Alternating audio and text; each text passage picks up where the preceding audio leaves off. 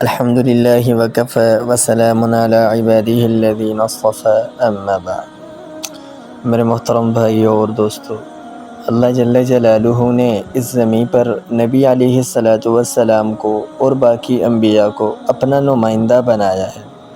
اور اگر انبیاء کی تعداد کو دیکھا جائے تو انبیاء کی تعداد 1,24,000 کم و بیش ہے، اور اللہ کے نبی کے صحابہ کی تعداد وہ بھی 1,24,000 کم و بیش ہے۔ یعنی اللہ اپنے حبیب سے محبت بتا رہے ہیں کہ اے میرے حبیب، زمین پر جتنے نمائندے میرے ہوں گے اتنے ہی نمائندے تیرے ہوں گے۔ اب زمین پر صحابہ کو نبی علیہ السلام کا نمائندہ کہتے ہیں۔ دیکھو میرے عزیزو، صحابہ ایک کامیاب جماعت ہے۔ آج میں آپ حضرات کے سامنے صحابہ کی شان قرآن کی زبانی رکھوں گا کہ قرآن صحابہ کی عظمت کو، صحابہ کے مقام کو، صحابہ کی شان کو کس انداز سے کھول کھول کر بیان کر رہا ہے۔ آپ حیران ہو جائیں گے کہ صحابہ کی کیا شان ہے، کیا عظمت ہے۔ پہلے 26واں سپارہ ہے، اور اللہ جل جلالہ فرماتے ہیں سورۃ الفتح: محمد الرسول اللہ والذین معہ اشداء علی الکفار رحماء بینہم تراہم رکعا سجدا یبتغون فضلا من اللہ ورضوانا سیماہم فی وجوہہم من اثر السجود ذلک مثلہم فی التوراۃ ومثلہم فی الانجیل۔ ایسی شان اللہ نے صحابہ کی بیان کی ہے۔ اللہ فرماتے ہیں کہ محمد صلی اللہ علیہ وسلم اللہ کے رسول ہیں، والذین معہ، اور ان کے دائیں بائیں آگے پیچھے ان کے ساتھ رہنے والے ان کے صحابہ۔ یہ جو صحابہ ہیں اشداء علی الکفار، یہ کفار کے معاملے میں بڑے ہی سخت ہیں۔ رحماء بینہم، آپس میں لوگوں میں بڑے رحم دل ہیں۔ تراہم رکعا سجدا، آپ دیکھو گے کبھی یہ رکوع میں ہوں گے، کبھی یہ سجدے میں ہوں گے۔ سیماہم فی وجوہہم من اثر السجود، کہ سجدوں کی کثرت کی وجہ سے ان کے چہروں پر نشانات پڑ چکے ہوں گے۔ ذالک مثلہم فی التوراۃ ومثلہم فی الانجیل، یہی ان کی نشانیاں تورات میں اور یہی ان کی نشانیاں انجیل میں اللہ جل جلالہ نے بیان کی۔ گویا صحابہ کے دنیا میں آنے سے پہلے ہی ان کی شان کے تذکرے شروع ہو گئے تھے، ان کی عظمت کے، ان کے مقام کے تذکرے اللہ جل جلالہ نے شروع کر دیے تھے۔ پھر یہی سپارہ ہے 26واں سپارہ سورہ فتح۔ اللہ فرماتے ہیں: لقد رضی اللہ عن المؤمنین اذ یبایعونک تحت الشجرہ۔ صلح حدیبیہ کا موقع ہے۔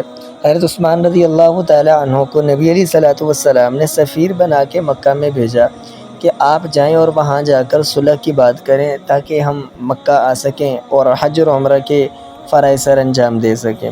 اب وہاں حضرت عثمان پہنچے تو ان کی خبر یہاں پہنچ گئی کہ حضرت عثمان کو شہید کر دیا گیا، حالانکہ حضرت عثمان شہید نہیں ہوئے تھے۔ تو نبی علیہ السلام نے صحابہ سے کہا کہ میں تم سے بیعت لوں گا، اور موت کی بیعت ہوگی، میں اپنے عثمان کے قاتلوں سے بدلہ لوں گا۔ تو صحابہ تیار ہو گئے۔ اب صحابہ جب بیعت کر رہے تھے تو اللہ جل جلالہ نے فوراً جبرائیل علیہ السلام کو اتارا کہ جبرائیل جاؤ اور میرا پیغام میرے حبیب کو پہنچا دو: ان الذین یبایعونک انما یبایعون اللہ، کہ اے میرے حبیب، یہ جو صحابہ آپ سے بیعت کر رہے ہیں حقیقت میں یہ مجھ اللہ سے بیعت کر رہے ہیں۔ اب صحابہ جب بیعت کر رہے تھے تو اس کی ترتیب کیا تھی؟ نیچے نبی علیہ السلام کا ہاتھ تھا اور اوپر صحابہ کا، پھر اس کے اوپر نبی علیہ السلام نے حضرت عثمان کا ہاتھ بنا کر اپنا ہاتھ رکھا۔ تو اللہ جل جلالہ یہ سارا سلسلہ دیکھ ہی رہے تھے، تو اللہ نے جبرائیل علیہ السلام کو اتارا، فرمایا: ید اللہ فوق ایدیہم، اے میرے حبیب نیچے تو آپ کا ہاتھ ہے، اوپر صحابہ کا ہاتھ ہے، اور اوپر عثمان کا ہاتھ ہے، اور اس سے اوپر مجھ اللہ کا ہاتھ ہے۔ آپ اندازہ کریں کس قدر شان والے صحابہ ہیں، کس قدر مقام والے صحابہ ہیں کہ نیچے نبی کا ہاتھ، اوپر اللہ کا ہاتھ، درمیان میں کتنی محفوظ جگہ پر صحابہ کرام ہیں۔ پھر اللہ جل جلالہ قرآن میں فرماتے ہیں: وَكُلًّا وَعَدَ اللَّهُ الْحُسْنَى، میرا ادنا سے ادنا صحابی میرے حبیب، آپ کا ادنا سے ادنا صحابی، اور اعلیٰ سے اعلیٰ صحابی۔ اللہ فرماتے ہیں میں نے اپنی ذات کے لیے ان سے وعدہ کر رکھا ہے کہ ان کو میں جنت حسنہ عطا کروں گا۔ اب دیکھیے ادنا سے ادنا صحابی کا کیا مطلب ہے۔ حضرت سالم رضی اللہ تعالی عنہ یہ ادنا صحابی، کیونکہ یہ حضرت ابو ہریرہ فرماتے ہیں کہ سارے وہ صحابی ہیں جنہوں نے نہ نماز پڑھی، نہ روزہ رکھا، نہ حج کیا، پھر بھی جنتی۔ وہ احد کے میدان میں ایمان لے کر آئے، تھوڑی دیر بعد شہید ہو گئے۔ نہ ان کا کوئی نماز کا وقت آیا، نہ روزے کا، نہ حج کا۔ یہ ادنا صحابی جنہوں نے بہت کم وقت نبی علیہ الصلوۃ والسلام کی صحبت میں گزارا، اور اعلیٰ سے اعلیٰ صحابی جیسے حضرت ابوبکر صدیق رضی اللہ تعالیٰ عنہ، جنہوں نے ساری زندگی ہی نبی علیہ الصلوۃ والسلام کے ساتھ گزار دی۔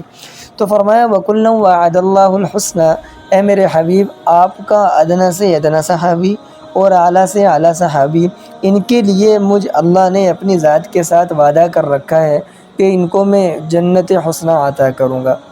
یہ کیسی مقام والے صحابہ ہیں کہ جن کو دنیا میں ہی اللہ جنت کی بشارتیں عطا فرما رہے ہیں، جن کے لیے دنیا میں ہی جنت کی بشارتیں ہیں اور جنت کے وعدے ہو رہے ہیں۔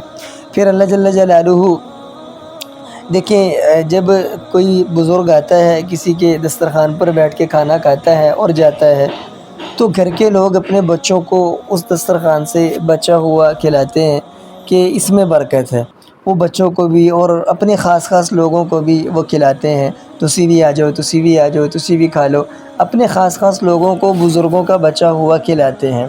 اور اسی طرح میرے حبیبو، میرے دوستو، اللہ جل جلالہ نے بھی انبیاء کے دسترخوان سے کچھ نہ کچھ اپنے صحابہ کو بھی دیا۔ یہ میں قرآن سے آپ کے سامنے رکھنے لگا ہوں کہ اللہ جل جلالہ نے جو چیز انبیاء کو دی، اسی سے کچھ نہ کچھ صحابہ کو بھی دیا۔ آپ حیران ہوں گے، یہ میں اپنی طرف سے نہیں کہہ رہا، اللہ قرآن میں بیان کر رہے ہیں اور کھول کر بیان کر رہے ہیں۔ سورۃ الصافات ہے، سورہ یاسین سے آگے والی سورت۔ اس میں اللہ جل جلالہ نے انبیاء علیہ الصلوۃ والسلام کی کارگزاری، ان کی دین کی جو محنت ہوئی، اس پر اللہ جل جلالہ نے ان کی حوصلہ افزائی کی۔ اللہ فرماتے ہیں سلام علی ابراہیم، اے ابراہیم علیہ السلام، آپ نے دین کی بڑی محنت کی ہے، آپ کو سلام۔ پھر اللہ فرماتے ہیں سلام علی الیاسین، اے الیاس علیہ السلام، آپ نے بھی بڑی محنت کی ہے، آپ کو بھی سلام۔ پھر اللہ فرماتے ہیں سلام علی موسیٰ و ہارون، اے موسیٰ علیہ السلام، آپ نے بھی بڑی میرے دین کی محنت کی ہے، اللہ آپ کو بھی سلام پیش کرتا ہے۔ اب دیکھیں جہاں اللہ نے انبیاء علیہ الصلوۃ والسلام کو سلام کیا ہے ان کی کارگزاری پر، ان کی محنت پر، وہاں اللہ نے اپنے صحابہ کو پیچھے نہیں رہنے دیا، اپنے حبیب کے صحابہ کو پیچھے نہیں رہنے دیا، بلکہ اللہ نے فرمایا سلام علی عبادہ الذین اصطفیٰ، اے میرے حبیب کے غلاموں، دوستوں، ساتھیوں، صحابہ، آپ کا رب آپ کو بھی سلام پیش کرتا ہے۔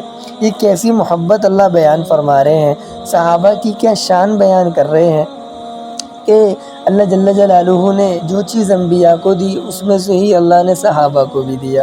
پھر آپ دیکھیں کہ نبی علیہ الصلوۃ والسلام اور باقی انبیاء، جو کام اللہ نے انبیاء سے لیا وہی کام اللہ نے صحابہ سے بھی لیا۔ وہ کیسے؟ دیکھیے دنیا میں جتنے نبی آئے، ہر نبی دوسرے نبی کی تصدیق کرتا تھا کہ یہ نبی سچا نبی ہے۔ عیسیٰ علیہ السلام آئے، اپنے سے پچھلے انبیاء کی تصدیق کی کہ وہ حق تھے۔ نبی علیہ الصلوۃ والسلام آئے تو اللہ کے نبی نے پچھلے انبیاء کی تصدیق کی کہ وہ حق تھے۔ اب نبی علیہ الصلوۃ والسلام تو آخری نبی، آپ کے بعد تو کوئی نبی آنا نہیں، تو نبی علیہ الصلوۃ والسلام کی تصدیق کس نے کرنی ہے؟ اللہ نے وہ کام جو انبیاء سے لیا وہی کام اللہ نے صحابہ سے لیا۔ دیکھیں ایک سٹیج لگا ہوا ہے، جیسے ایسے سمجھیں، مثال ہے کہ ایک سٹیج لگا ہوا ہے، ایک طرف سے نبی آتا، تصدیق کرتا، اتر جاتا، پھر نبی آتا، تصدیق کرتا، اتر جاتا۔ اب نبی علیہ الصلوۃ والسلام آخری نبی، آپ کے بعد تو کوئی نبی آنا نہیں، تو اللہ تعالیٰ نے انبیاء کی تصدیق، نبی علیہ الصلوۃ والسلام کی آخری نبی ہونے کی تصدیق، اللہ نے اس کے لیے صحابہ میں سے حضرت ابوبکر صدیق کو سٹیج پر بھیجا۔ تو حضرت ابوبکر صدیق نے نبی علیہ الصلوۃ والسلام کی تصدیق فرمائی، تو اللہ نے صدیق کا لقب دیا۔ قرآن اس کو کچھ اس انداز سے بیان کرتا ہے والذی جاء بالصدق وصدق بہ، وہ جو سچ لے کر آیا اور وہ جس نے اس کی تصدیق کی، ہم المتقون، وہ دونوں ہی متقی ہیں۔ یعنی نبی علیہ الصلوۃ والسلام جو سچ لے کر آئے اور حضرت ابوبکر صدیق نے جیسے انبیاء نے تصدیق کی ایسے نبی علیہ الصلوۃ والسلام کی تصدیق کی، تو قرآن میں اللہ جل جلالہ نے بیان فرمایا والذی جاء بالصدق وصدق بہ اولئک هم المتقون، کہ وہ جو سچ لے کر آیا اور وہ جس نے اس کی تصدیق کی، فرمایا جنت، وہ دونوں متقی ہیں اور دونوں پرہیزگار ہیں۔ دیکھیے دنیا میں بھی امتحان ہوتا ہے، ہمارا امتحان ہوتا ہے، کوئی پاس ہوتا ہے، کوئی فیل ہو جاتا ہے، کوئی اول نمبر پہ آتا ہے، کوئی آخر سے اول نمبر پہ آتا ہے۔ دنیا کے بھی امتحان ہوتے ہیں، پھر رزلٹ بھی آ جاتا ہے۔ یوں اللہ جل جلالہ نے اپنے حبیب کے صحابہ کا امتحان لیا، اس کو اللہ نے قرآن میں بیان کیا، اور اپنے صحابہ کا رزلٹ اللہ نے پوری دنیا کو بتایا کہ میرے صحابہ کا رزلٹ کیا آیا ہے۔ اللہ فرماتے ہیں کہ اولئک الذین امتحن اللہ قلوبہم للتقوی، کہ میرے حبیب کے صحابہ، میرے حبیب کے یار، میں نے ان کے دلوں کا امتحان لیا، میں نے ان کے دلوں کو کھولا، ان کا امتحان لیا۔ پھر اللہ فرماتے ہیں ایسا رزلٹ آیا، ایسا رزلٹ آیا، اللہ نے ساری دنیا کو وہ رزلٹ بتایا۔ اولئک الذین امتحن اللہ قلوبہم للتقوی، میں نے سارے صحابہ کا امتحان لیا، اور اس کا رزلٹ کیا آیا؟ للتقوی۔ کوئی صحابی ایسا نہیں جو تقوی سے خالی ہو، میرے حبیب کا ہر صحابی تقوی سے بھرا ہوا تھا۔ یہ اللہ نے ان کے امتحانات لیے اور پھر رزلٹ دنیا کو بتایا۔ دیکھیں کیسی مقام والے صحابہ ہیں، کیسی شان والے صحابہ ہیں۔ پھر اللہ جل جلالہ قرآن میں ارشاد فرماتے ہیں کنتم خیر امۃ اخرجت للناس۔ پہلے ایک بات سمجھیں، دیکھیں قرآن کے سب سے پہلے مخاطب صحابہ ہیں، قرآن کے سب سے پہلے مخاطب صحابہ۔ اب کنتم کے دو معنی ہوتے ہیں، ایک کہ تم تھے اور ایک دوسرا تم ہو۔